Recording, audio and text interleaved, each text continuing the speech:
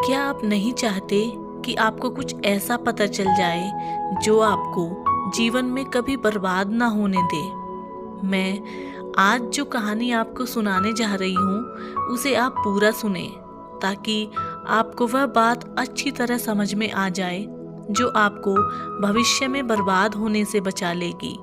मेरी बात पर यकीन तभी होगा जब आप पूरी कहानी सुनेंगे। तो चलिए कहानी शुरू करते हैं। कुछ साल पहले की बात है। एक दयालु बिजनेसमैन सुबह सुबह पार्क में टहल रहा था कि अचानक उसकी नज़र एक ऐसे आदमी पर पड़ी जो फटे हाल, निराश और परेशान था। उसे देखकर उस दयालु बिजनेसमैन को दया आ गई। वह उसके करीब गया और उससे उसकी परेशानी का कारण पूछा। तो उसने रोते हुए कहा, मैं अब जीना नहीं चाहता हूँ, मैं अब मरना चाहता हूँ। उस दयालु बिजनेसमैन ने दोबारा पूछा, आखिर तुम मरना क्यों चाहते हो? ऐसा क्या हो गया कि तुम जीना नहीं चाहते? उस परेशान आदमी ने जवाब दिया, मेरा सब कुछ बर्बाद हो गया है। मेरा बिजनेस, मेरी जमा पूंजी, और यही नहीं, मेरे सर पर बहुत ज़्यादा कर्ज हो गया है। मुझे समझ नहीं आ रहा कि मैं क्या करूं। सारे रास्ते बंद हो गए हैं। अब मेरा मर जाना ही अच्छा होगा।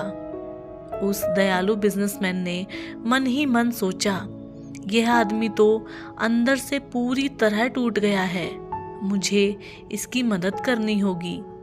उस दयालु बिजनेसमैन ने उस परेशान आदमी को उसके बताए गए ज़रूरत के हिसाब से उसे एक चेक काट कर दिया और उससे बोला, मैं ठीक 6 महीने बाद इसी दिन और इसी तारीख को इस पार्क में तुम्हारा इंतज़ार करूँगा। जितने पैसे का मैं तुम्हें चेक दिया हूँ उतने पैसे का तुम मुझे चेक दोगे, ठीक है? उस परेशान आदमी ने कहा, मैं आपका यह उपकार कभी नहीं भूलूंगा। मैं ठीक 6 महीने बाद इसी दिन, इसी तारीख और इसी जगह पर चेक के साथ मिलूंगा। दयालु बिजनेसमैन और परेशान आदमी दोनों अपनी अपनी मंजिल की ओर चल दिए। परेशान आदमी अब परेशान नहीं था, वह खुश था, क्योंकि उसके पास इतने पैसों का चेक था जिससे वह अपनी सारी परेशानी दूर कर सकता था। जब चेक बजाने की बारी आई तो उस परेशान आदमी ने खुद को समझाना शुरू किया, मैं इस चेक को नहीं बजाऊंगा, मैं इसे सुरक्षित तरीके से अलमारी में रख देता हूँ और एक बार फिर मैं पूरे जोश के साथ बर्बाद हुए बिजनेस को खड़ा करने का प्रयास करता हूँ। अगर नहीं हो पाया तो चेक अलमारी में ही रहेगा। इसे बजाकर मैं अपना सारा कर्ज उतार दूंगा। उस परेशान आदमी ने चेक को अलमारी में रखकर एक बार फिर पूरे जोश के साथ अपने बर्बाद हुए बिजनेस को खड़ा करने में लग गया। वह दिन रात कड़ी मेहनत करके अपने बर्बाद हुए बिजनेस को धीरे धीरे आगे बढ़ाने लगा। लगभग 3 महीने में ही उसका बर्बाद हो चुका बिजनेस एक बार फिर दौड़ने लगा। उसने बिजनेस की कमाई से अपना सारा कर्ज चुकता कर दिया। वह अमीर हो चुका था। उसके पास किसी चीज़ की कमी नहीं थी। उसे अलमारी में रखे चेक को बजाने की ज़रूरत नहीं पड़ी। उसे चेक मिले 6 महीने यही दिन और यही तारीख हो गए थे। वह उस दयालु बिजनेसमैन को चेक लौटाने निकल पड़ा, जो आज उसका पार्क में इंतज़ार कर रहा था।